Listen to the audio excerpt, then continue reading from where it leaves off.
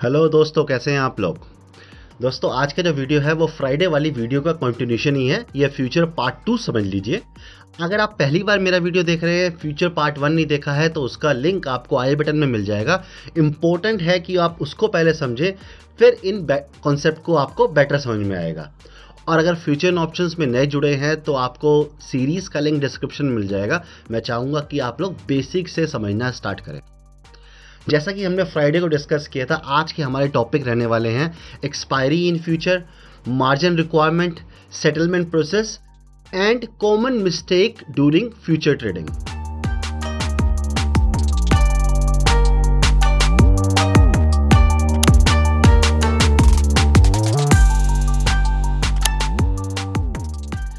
दोस्तों, जैसा आप लोग जानते हो, ये एक एजुकेशनल चैनल है और मैं एक फुल टाइम ट्रेडर हूँ। मैं ये काम आउट ऑफ हॉबी करता हूँ। मुझे अच्छा लगता है कि मैं लोगों को सिखा सकूँ जो मैंने सीखा है खुद स्टॉक मार्केट से, ताकि वो किसी टिप्स या कोई स्कैम या बहुत महंगे महंगे कोर्सेज़ के चक्कर में ना पड़े और अच्छे तरीके से स्ट्रक्चर्ड मैनर में फ्री में यूट्यूब से ही सीख सकें।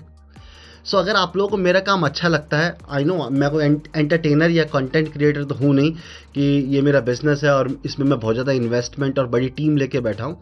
ये सब मैं खुद अब करता हूँ, एडिटिंग और वीडियो क्रिएटिंग, जो भी चीज़ें होती है। तो अगर आपको अच्छा लगता है, वैल्यू मिलती है, तो लाइक ज़रूर दें और कमेंट कर ज़रूर बताएं। उससे मुझे मोटिवेशन मिलता है कि मैं इस चीज़ को जारी रख सकूँ। आगे बढ़ते हैं, शुरू करते हैं हमारे आज के वीडियो को। और आज का हमारा टॉपिक, सबसे पहले हम डिस्कस करेंगे एक्सपायरी इन फ्यूचर। दोस्तों, जैसे कि मैं आपको अपनी प्रीवियस वीडियोस में समझाता आ रहा हूं कि फ्यूचर एक लीगल कॉन्ट्रैक्ट होता है और जब कोई एक लीगल कॉन्ट्रैक्ट साइन होता है तो उसकी हमेशा एक एंड डेट होती है। मतलब वो कॉन्ट्रैक्ट कभी ना कभी तो ख़त्म होना होता है और उसी को कहते हैं एक्सपायरी। उसी तरह से जैसे हम स्टॉक मार्केट में फ्यूचर्स को ट्रेड करते हैं तो उनकी भी एक एक्सपायरी डेट होती है। उस एक्सपायरी डे पे बायर और सेलर को सेटलमेंट करना पड़ता है। मतलब जो भी उन्होंने टर्म्स पे अग्री किए हैं कॉन्ट्रैक्ट्स लेते समय, उन टर्म्स एंड कंडीशन को पूरा करना पड़ता है। वो होता है एक्सपायरी डे पर। सेटलमेंट प्रोसेस हम इसी वीडियो के अंदर आगे चल के समझेंगे। उससे पहले मैं आपको एक इन्फॉर्मेशन देना चाहूँगा कि आप जब भी कोई व्यू बनाते हैं फ्यूचर में ट्रेड करने के लिए, सो मेक श्योर आपका व्यू एक्सपायरी से पहले मटेरियलाइज हो जाना चाहिए। वो कैसे, इसको एक एग्जांपल से समझते हैं कि एक वेल नोन कंपनी है TCS, टाटा कंसल्टेंसी सर्विस। अच्छा, ये कोई रिकमेंडेशन नहीं है, जो भी मैं शेयर्स के नाम ले रहा हूँ वो सिर्फ एक एग्जांपल देने के लिए, ईजिली समझाने के लिए है आपको। मेरा व्यू है कि TCS अभी 4000 के आसपास चल रहा है और ये अप्रैल के एंड तक 4500 तक जा सकता है। मुझे यहाँ पर बुलिश व्यू दिख रहा है और उसके लिए मैं फ्यूचर बाय कर लेता हूँ। मैं कैश में TCS नहीं बाय कर रहा, क्योंकि मुझे सिर्फ एक महीने के लिए बाय करना है और मुझे कम पैसा लगाकर ज़्यादा पैसे बनाने हैं। वो मैंने आपको दिखाया भी था कि कैसे होता है।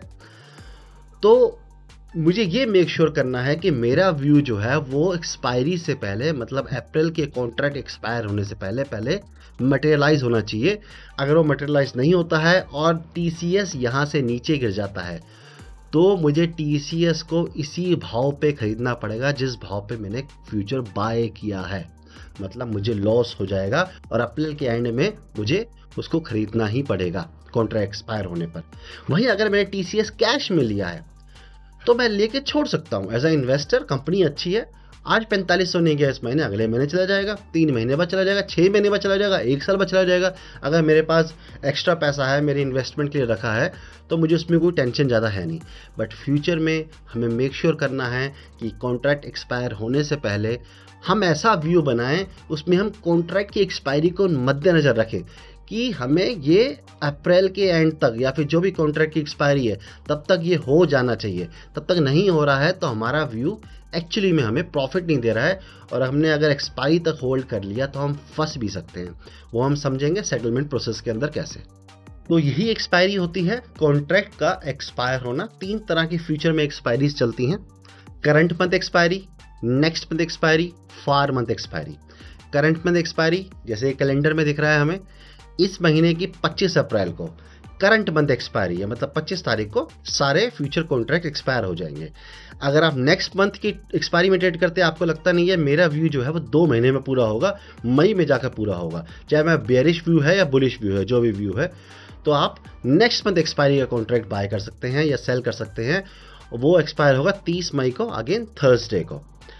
4 मंथ एक्सपायरी मतलब मैं लंबा सोच रहा हूँ कि 3 महीने तक ये बुलिश रह सकता है स्टॉक या 3 महीने तक ये बेरिश रह सकता है, मेरा लंबा व्यू है, तो मैं 4 मंथ एक्सपायरी मतलब जून की एक्सपायरी का फ्यूचर बाय या सेल करूँगा। और ये एक्सपायरी होती है हर मंथ के लास्ट थर्सडे को, ये फिक्स है। किसी वजह से अगर थर्सडे हॉलीडे आ जाता है तो वेडनेसडे एक्सपायरी हो जाती है, थर्सडे वेडनेसडे दोनों हॉलीडे आ जाए तो ट्यूसडे एक्सपायरी हो जाती है, ट्यूसडे वेडनेसडे थर्सडे हॉलीडे आ जाए, ऐसा होता नहीं है, मैंने तो नहीं देखा है अभी तक अपने करियर में, बट अगर ऐसा होता तो मंडे एक्सपायरी आ जाती है। मतलब कि थर्सडे एक्सपायरी फिक्स है, थर्सडे हॉलीडे है तो एक दिन पीछे एक्सपायरी खिसक जाती है। Generally Thursday, last Thursday of the month is the monthly expiry for future contract. दोस्तों आप समझते हैं व्हाट इज मार्जिन। मार्जिन एक टोकन अमाउंट है जो आप फ्यूचर को बाय या सेल करते हुए अपने ब्रोकर के पास रखवाते हो टू मेक श्योर कि आप जब कॉन्ट्रैक्ट एक्सपायर हो, जब सेटलमेंट हो तो डिफॉल्ट ना करें, उसे कहते हैं मार्जिन। मैं इसको आपको एक एग्जांपल से समझता हूँ, वैसे तो मुझे लगता है आप लोग समझ गए होंगे, फिर भी मैं एक एग्जांपल समझाता हूँ। जैसे कि रियल एस्टेट के एग्जांपल आई थिंक सब समझते हैं। रियल एस्टेट में ना एक ब्रोकर होता है, डीलर होता है, जो एक्चुअली में सिर्फ एक मीडिएटर का काम करता है। उसका काम ये नहीं होता कि प्रॉपर्टी खरीद के रखना, उसका काम होता है कि यहाँ से खरीदवा के वहाँ बिकवाना और बीच में कमीशन रखना। मान लेते हैं कि एक पर्सन है राम, उसके पास एक लैंड है 1 करोड़ रुपए की, और मैं ब्रोकर हूँ और मुझे उस लैंड में वैल्यू दिख रही है, मुझे दिख रहा है कि यार ये 1 करोड़ की नहीं है, इसकी वैल्यू तो 1 करोड़ 20 लाख या 30 लाख या 25 लाख, जो भी मुझे ज़्यादा वैल्यू दिखती है। तो मैं क्या करूँगा, मैं ये नहीं चाहूँगा कि वो लैंड किसी और को बिक जाए। मैं जाऊँगा राम के पास और उसको दूंगा एक टोकन अमाउंट, मैं को एक बयाना बोला जाता है हमारी रियल एस्टेट में, बयाना दूंगा कि ये लो भैया मेरे से 10 लाख रुपए ले लो, ये मैं आपको आपकी ये प्रॉपर्टी 1 महीने 2 महीने 3 महीने टाइम लेकर मैं तब तक आपकी प्रॉपर्टी बिकवा दूंगा। अगर मैं नहीं बिकवा पाया तो आपका ये बयाना आपका हो गया, और बिकवा दिया तो मैं 1 करोड़ 20 लाख की बेचूँ 30 लाख की बेचूँ, आपको मैं 1 करोड़ में ये प्रॉपर्टी आपसे ले लूँगा। तो इस तरह से कुछ एक टोकन मनी काम करती है, बयाना काम करता है। ये एग्जांपल वैसे ऑप्शंस पे ज़्यादा सूट करता है, बट फ्यूचर में भी मोर एंड लेस इसी तरह से है। आप एक तरह की टोकन मनी, एक मार्जिन अमाउंट देते हो, पूरा पैसा नहीं देते हो। मैं वो लास्ट वीडियो में दिखा चुका हूँ, फिर एक बार एक शॉर्ट टर्म के लिए मैं आप लोगों को जो नए जुड़े उनको दिखा देता हूँ। ये रिलायंस का स्टॉक है और ये रिलायंस का फ्यूचर है, आप देख पा रहे हैं स्क्रीन के अंदर। मैं रिलायंस का मुझे फ्यूचर बाय करना है, तो यहाँ पे आप लोगों को बताया है मैंने कई बार, लॉट सिस्टम होता है। हम सिंगल शेयर नहीं बाय कर सकते फ्यूचर में पूरा लॉट बाय करना पड़ता है, और एक लॉट में 250 शेयर होते हैं रिलायंस के। हर स्टॉक का डिफरेंट लॉट साइज होता है। आप गूगल पे सर्च करेंगे आपको सारे स्टॉक के लॉट साइज मिल जाएंगे, कोई बड़ी बात नहीं है उसके अंदर। तो ऐसे 250 का लॉट साइज है।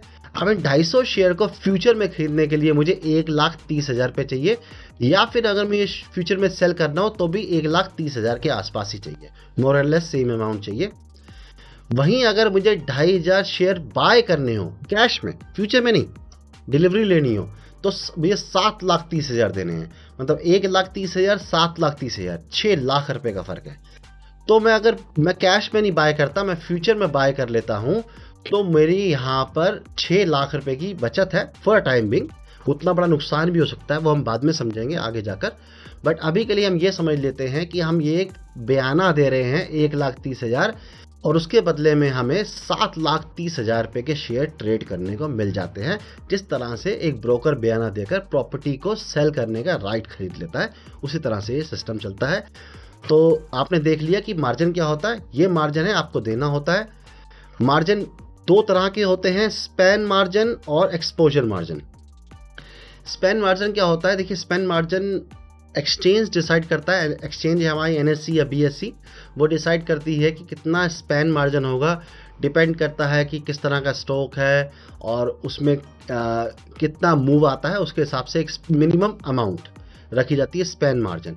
उसके बाद एक होता है additional exposure margin. Exposure margin क्या हुआ कि मार्केट में वॉलेटिलिटी रहती है, कभी कभी बड़े गैप डाउन हो जाते हैं, बड़े गैप अप हो जाते हैं, जितना हम एक्सपेक्ट नहीं करते उससे ज़्यादा शेयर गिर जाता है या उससे ज़्यादा शेयर भाग जाता है, तो उस टाइम के लिए एडिशनल मार्जिन लिया जाता है एक्सचेंज के द्वारा, ताकि डिफ़ॉल्ट ना हो। उसे कहते हैं एक्सपोजर मार्जिन।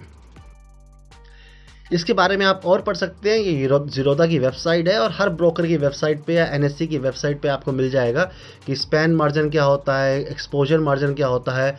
ये सारी डिटेल आपको यहाँ पढ़ सकते हैं। मैं डिटेल में नहीं जाऊँगा, वीडियो लंबा हो जाएगा और आपके किसी काम का भी नहीं है ना। आपको ये देखना है, जैसे मैंने आपको यहाँ दिखाया, मुझे भैया इतना मार्जिन देना है 1,30,000, और इसमें स्पैन कितना, एक्सपोजर कितना है। कोई ज़्यादा डिटेल में जाना चाहता है वो पढ़ सकता है, वरना आपको इसमें ज़्यादा घुसने की ज़रूरत नहीं है। जो स्टॉक ज़्यादा वॉलेटाइल होता है वहाँ ज़्यादा मार्जिन देना पड़ता है, जो स्टॉक कम वॉलेटाइल होता है उसमें एक्सपोजर मार्जिन कम होता है। जो बड़े स्टॉक्स होते हैं, लार्ज कैप होते हैं, उनमें वॉलेटिलिटी कम होती है क्योंकि वहाँ पे वॉल्यूम बहुत ज़्यादा होती है, लिक्विडिटी बहुत ज़्यादा होती है, तो वहाँ मार्जिन थोड़ा कम रहता है। भाई जो छोटे स्टॉक्स होते हैं जो मैनिपुलेट ईजिली हो सकते हैं, वहाँ पे मार्जिन बड़ा रहता है। अब मार्जिन के ऊपर एक गेम भी की जा सकती है। देखिए मैं आपको यहाँ पे एग्जांपल से बताता हूँ। अब आप यहाँ देख रहे हैं कि मुझे रिलायंस में 1,30,000 रुपये चाहिए रिलायंस का फ्यूचर बाय करने के लिए। ठीक है, मैं आपको यहाँ पे दिखाता हूँ। ठीक है, मैं रिलायंस की बात करता हूँ। यहाँ पे आ गया रिलायंस अप्रैल फ्यूचर।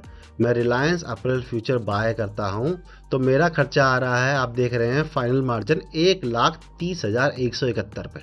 ठीक है, अब अगर मुझे इससे भी कम में ट्रेड करना है इसको, मैं कहता हूँ यार ये भी बहुत ज़्यादा है, इतना सारा पैसा नहीं देना है मुझे, इससे कम में करना नहीं चाहिए क्योंकि रिस्क भी होता है, पैसा डूब भी सकता है। बट फिर भी मैं बता रहा हूँ कि मार्जिन को कैसे कम किया जा सकता है। मैं एक काम करता हूँ, मैं रिलायंस का ना ऑप्शन बाय कर लेता हूँ, मैं रिलायंस का पुट बाय कर लेता हूँ। अब पुट क्या होता है, कॉल क्या होता है, ये अब देखिए ये सब आगे जब हम ऑप्शन समझेंगे तो उसमें आपको मैं ज़्यादा अच्छे तरीके से बता पाऊँगा। अभी के लिए सिर्फ एक मैं आपको एग्जांपल के लिए बता रहा हूँ कि कैसे मार्जिन कम हो जाता है।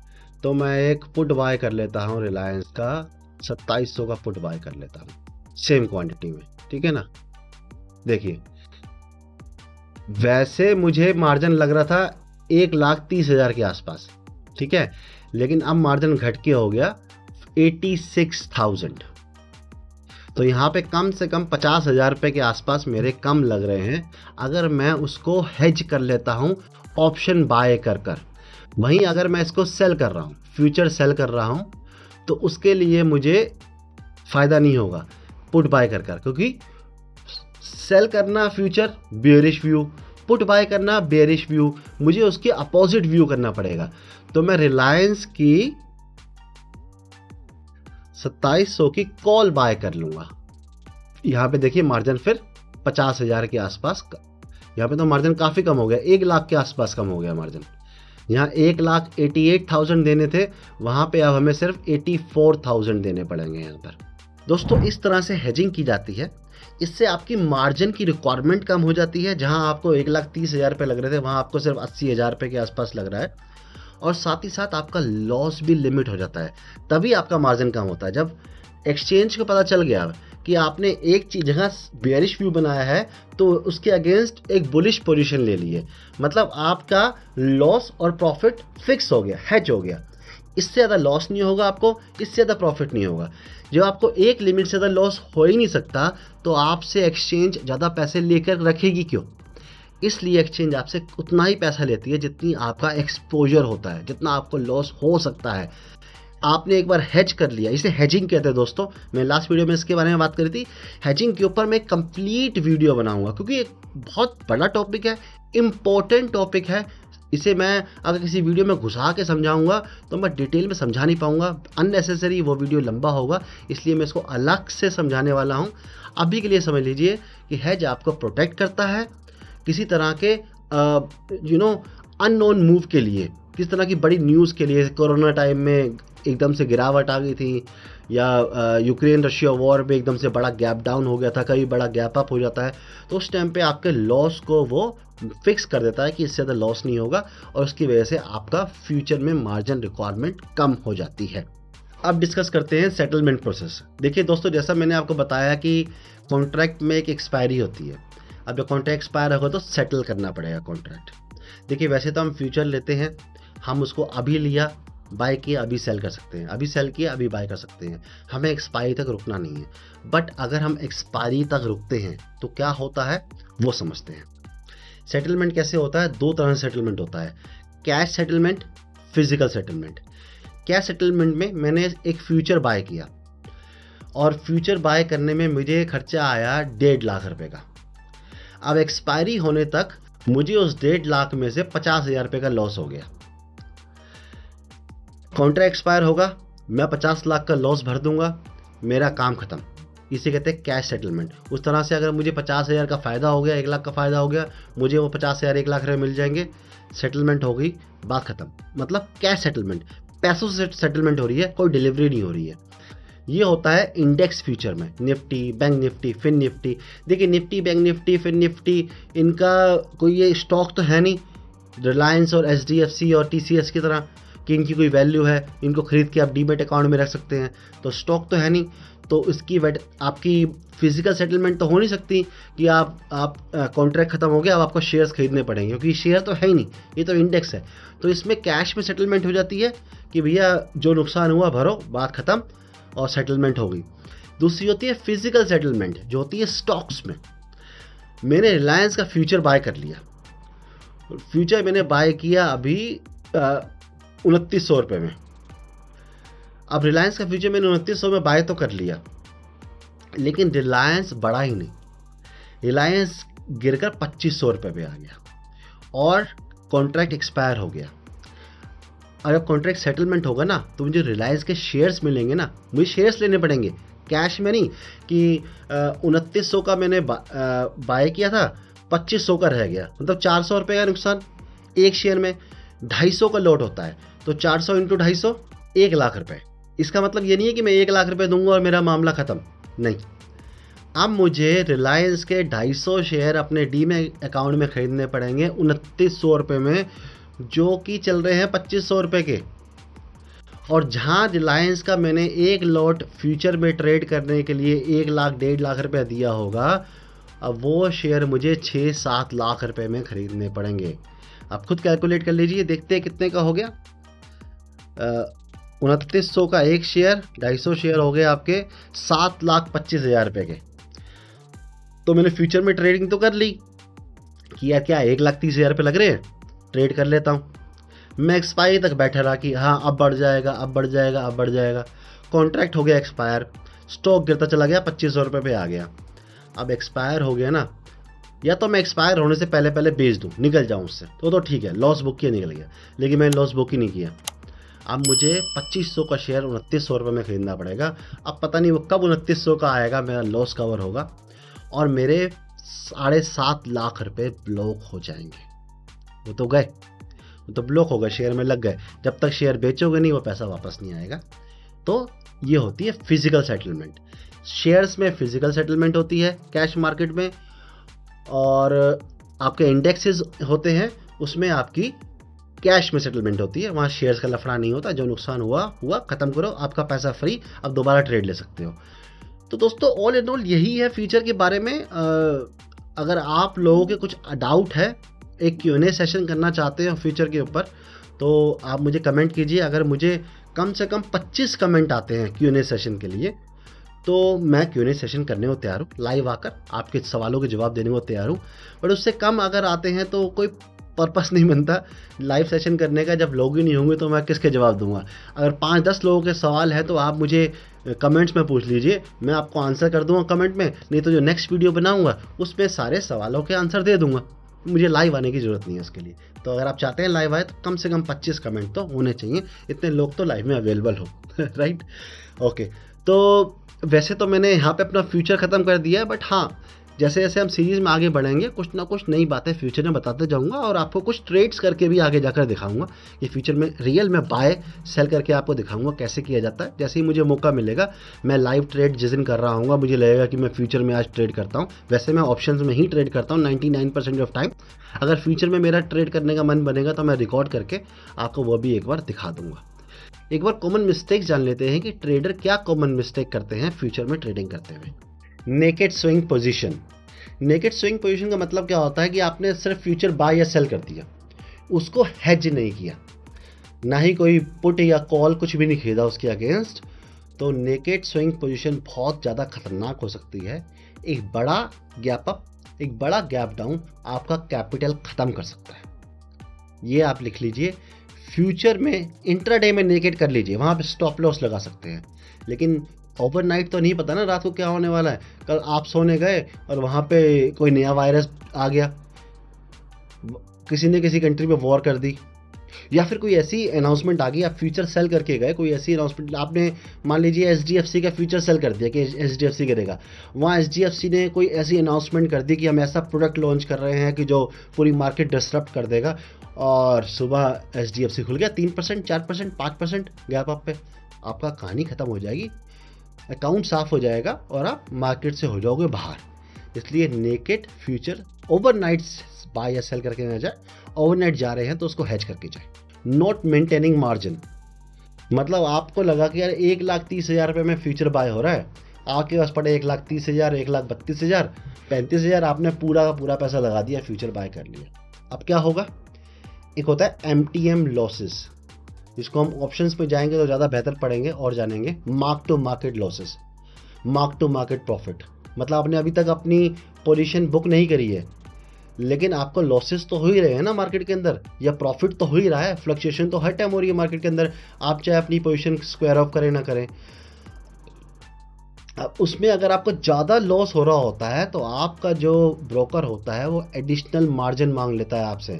ऐसा नहीं कि आप डिफ़ॉल्ट कर जाओ, और अगर आपका एडिशनल मार्जिन नहीं होगा ना तो आपका ब्रोकर आपकी ट्रेड काट देगा, लॉस में काट देगा आपसे बिना पूछे।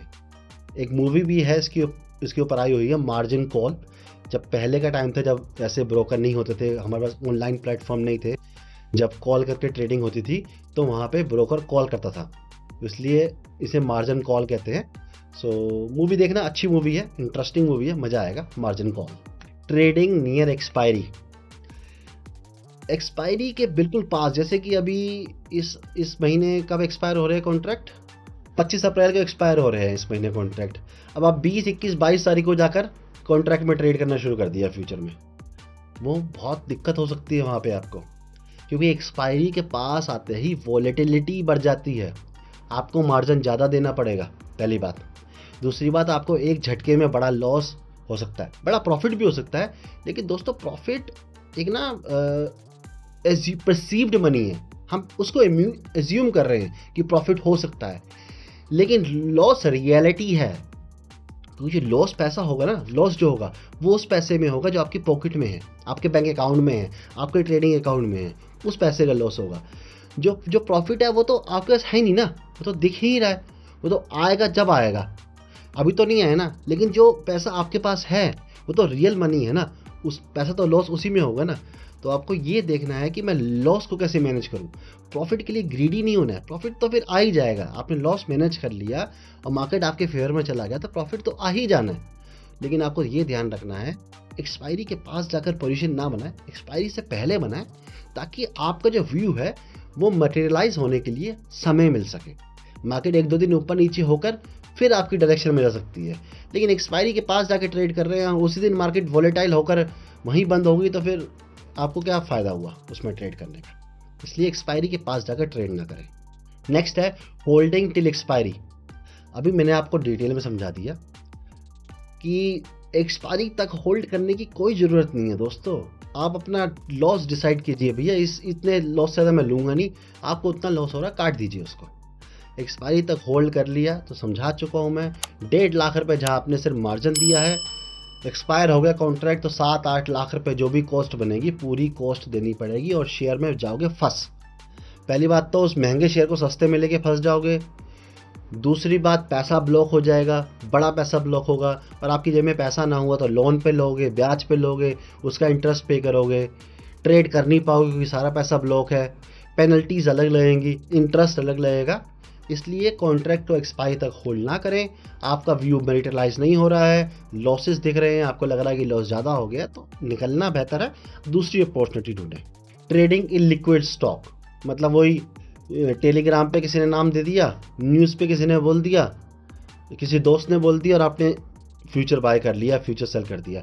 देखा नहीं कि उसमें लिक्विडिटी है या नहीं। लिक्विडिटी के ऊपर आपको ये आई बटन में वीडियो मिल जाएगी, मैंने अच्छे से एक्सप्लेन किया है कि लिक्विडिटी क्या होती है, कैसे चेक की जाती है। इलिक्विड स्टॉक में ट्रेड कर कर बुरी तरह फंस सकते हैं। प्राइस तो दिख रहा होगा आपको, लेकिन एग्जिट नहीं मिल पाएगा। आप बेचना चाहोगे, खरीदने वाला ही कोई नहीं होगा। Taking big position before event. अब लोग ना अपने आप को बहुत ओवर स्मार्ट समझते हैं। हम रिटेल ट्रेडर, हम अपने आप को बहुत ज़्यादा स्मार्ट समझते हैं। हमने न्यूज़ पढ़ी, अरे यार आरबीआई की पॉलिसी आ रही है, यहाँ पे तो स्टॉक में ये न्यूज़ चल रही है, स्टॉक को बड़ा फ़ायदा होने वाला है, ये दौड़ेगा, फ्यूचर बाय कर लिया उसका। अरे भैया, अगर हमें आपको रिटेल ट्रेडर को कोई न्यूज़ पता है, तो आपको नहीं पता कि जो बड़े लोग बैठे हैं, जिनके करोड़ों अरबों रुपया है, कनेक्शंस हैं, सोर्स हैं, जो न्यूज़ क्रिएट करते हैं, उनको नहीं पता होगी ये बात? उनको हमसे पहले से पता होगी। वो पहले ही खरीद के बैठे हैं, वो वेट कर रहे हैं कि आप खरीदने आओ और वो अपना माल आपको चिपका के निकल जाए। फायदा हो सकता है, आपकी प्रोजेक्शन ठीक हो सकती है, मैं ये नहीं कह रहा कि आपने सुना है और आपकी सारी न्यूज़ गलत ही हो, लेकिन बड़ी पोजीशन नहीं बनानी है, रातों रात अरबपति नहीं बनना है। इवेंट से पहले पोजीशन को लाइट रखें, जितना हल्का हो सके रखें, और हेज करके ट्रेड करें। विदाउट हेजिंग ट्रेड ना करें, खासकर फ्यूचर में।